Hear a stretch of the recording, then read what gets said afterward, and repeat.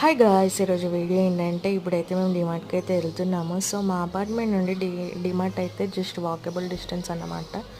So డిమార్ట్కి అయితే వెళ్ళిన తర్వాత నేనైతే లాంగ్ వీడియో తీద్దాం అనుకున్నాము.